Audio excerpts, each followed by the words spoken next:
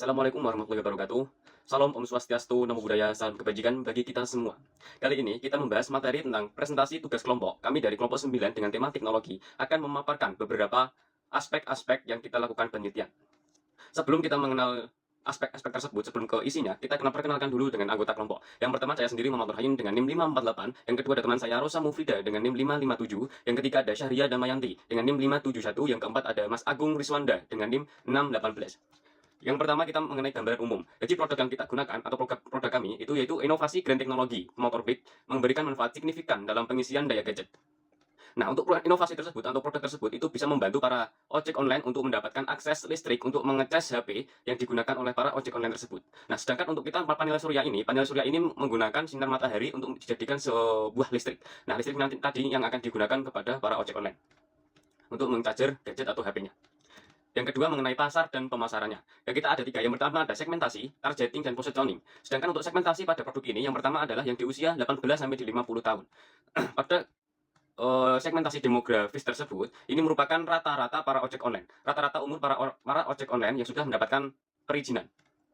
Yang kedua adalah psikologis. Untuk gaya hidup. Gaya hidup ini juga digunakan para aksesoris atau para pemodif motor. Ini juga bisa banget ya. Ini bisa juga membuat estetik sebuah motor tersebut, tapi juga ada manfaat tersendiri.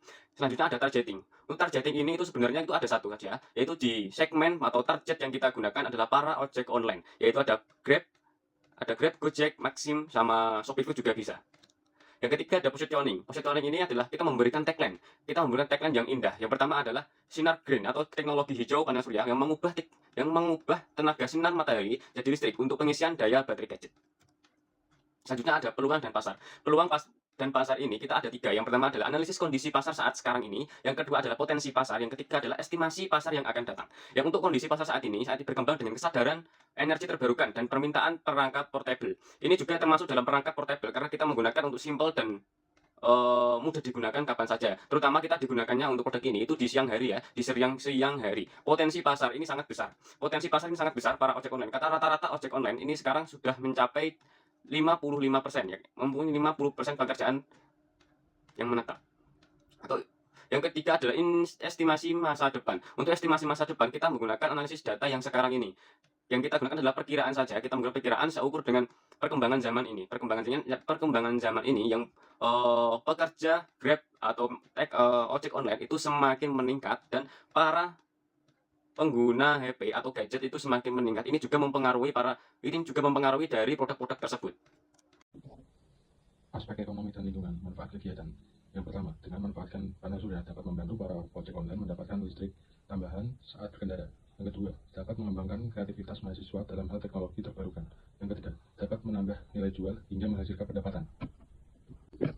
Keberlanjutan usaha, strength atau kekuatan, energi terbarukan dan ramah lingkungan, biaya operasional rendah, serta menyasar tren produk hijau. Weakness atau kelemahan, ketergantungan pada sinar matahari dan kapasitas pengisian lebih lambat.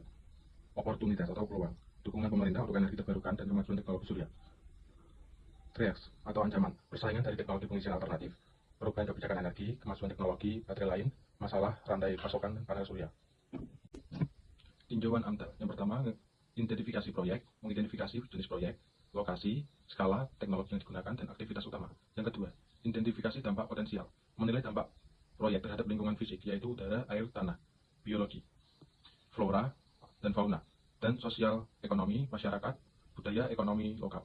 Yang ketiga, penilaian dan prediksi dampak, memprediksi besaran, durasi, dan skala dampak, seperti polusi, kerusakan habitat, atau perubahan sosial. Yang keempat, pengelolaan dampak, menetapkan langkah mitigasi seperti pengelolaan limbah, pemanfaatan sumber daya secara efisien, dan teknologi pengendalian dampak. Yang kelima, pemantauan lingkungan, membangun sistem untuk memantau kualitas udara, air, kebisingan, serta dampak sosial selama proyek berlangsung. Yang keenam, partisipasi publik melibat masyarakat dalam proses konsultasi untuk mendapat masukan dan dukungan. Yang ketujuh, penyusunan dokumen AMDAL, dokumen final disusun dan diajukan untuk mendapatkan persetujuan dari pihak yang berwenang. Struktur organisasi kami dapat dilihat di paparan slide di atas. Deskripsi pekerjaan yang pertama, komeditor bertugas menyerahkan barang jasa atau uang sebagai modal CV tetapi tidak turut bertanggung jawab terhadap keberlangsungan CV. Yang kedua, direktur utama. Tugas direktur utama yaitu mengelola bisnis dan menyusun strategi bisnis untuk kemajuan perusahaan, menerapkan visi dan misi perusahaan, serta bertanggung jawab terhadap karyawannya dengan cara melakukan evaluasi terhadap kinerja karyawan di perusahaan sehingga seluruh kinerja karyawan bisa ditingkatkan atau dipertahankan. Yang ketiga, manajer keuangan. Manajer keuangan bertugas mengelola keuangan perusahaan termasuk perencanaan, penganggaran, dan pengawasan. Selain itu, manajer keuangan juga bertugas mengoperasikan kebutuhan keuangan perusahaan.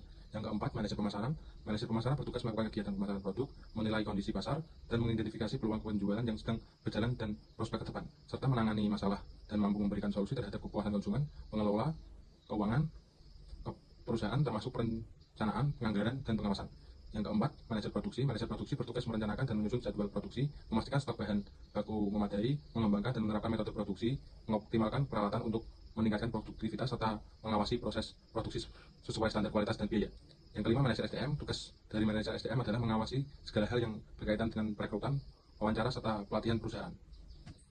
Selanjutnya, aspek manajemen. Dalam aspek manajemen ini harus membuat jadwal kegiatan dengan jenis kegiatan, yaitu seperti yang pertama persiapan alat dan juga bahan yang akan dilakukan sesuai dengan waktu yang telah ditetapkan. Selanjutnya, yang kedua yaitu persiapan tempat. Yang ketiga, tahap produksi, yaitu melakukan tahapan-tahapan dalam proses produksi barang yang akan dijual. Setelah produk siap digunakan dan layak untuk dijual, kemudian tahapan selanjutnya adalah tahap promosi dan juga pemasaran produk. Selanjutnya, tahapan membuat laporan keuangan, dan yang terakhir yaitu tahap evaluasi. Selanjutnya yaitu aspek teknis dan teknologi, yaitu ada lokasi usaha. Pemilihan pabrik untuk kegiatan bisnis ini adalah lokasi pabrik berada di dekat dengan sumber daya seperti air dan juga listrik, akses jalan, dekat dengan sumber daya manusia, dan dekat dengan supplier. Selanjutnya, yang kedua ada layout teknologi. Teknologi panel surya dengan kualitas yang bagus menggunakan sel surya berteknologi tinggi untuk mengonversi sinar matahari menjadi energi listrik dengan efisiensi, serta sistem pengaturan daya yang memastikan output stabil dan aman. Inovasi ini memungkinkan pengendara tetap terhubung tanpa bergantung pada sumber daya eksternal. Selanjutnya, layout pabrik, yaitu seperti gambar di atas. Layout pabrik ini mulai dari area produksi, area pengujian kualitas, hingga area pengiriman. Selanjutnya yaitu aspek keuangan. Dalam aspek keuangan ini terdapat metode penilaian investasi. Yang pertama yaitu metode net present value, yaitu selisih antara nilai sekarang dari investasi dengan nilai sekarang dari penerimaan uang kas bersih di masa mendatang. Yang kedua yaitu metode payback period atau PP. Ini untuk mengetahui kapan waktu kembalinya dana investasi yang telah dikeluarkan. Yang ketiga yaitu ada metode profitability index, yaitu membandingkan antara arus kas di masa mendatang dengan nilai pengeluaran investasi sekarang. Kebutuhan dana berproduksi, biaya tetap meliputi peralatan dan sewa jasa 780.000, biaya operasional 600.000, biaya iklan 219.000 dengan jumlah 1.599.000. Biaya variabel meliputi solar panel 5 volt sebesar 1.170.000, modul step up 540.000, kabel 80 cm merah 576.000, kabel 80 cm hitam 576.000, headstring kabel 500.000, plastik string 105.000 dan kardus packing 270.000 dengan jumlah 3.737.000. Jenis pengeluaran, perlengkapan yang diperlukan 375.000, beban habis pakai 3.362.000, transportasi lokal 600.000, lain-lain 999.000 dengan jumlah 5.336.000. Dengan sumber dana yaitu 70% dari dana pribadi dan 30% dari dana investasi. Aspek yuridis, bentuk badan usaha. Bentuk badan usaha yang kami pilih yaitu CV karena ada beberapa alasan yang sangat mendukung keberlanjutan dan perkembangan usaha kami. Antara lain seperti proses pendirian CV lebih sederhana dan lebih cepat. Yang kedua, CV umumnya memiliki beban pajak dan biaya operasional yang lebih ringan. Yang ketiga, CV tetap memberikan status hukum yang diakui secara resmi.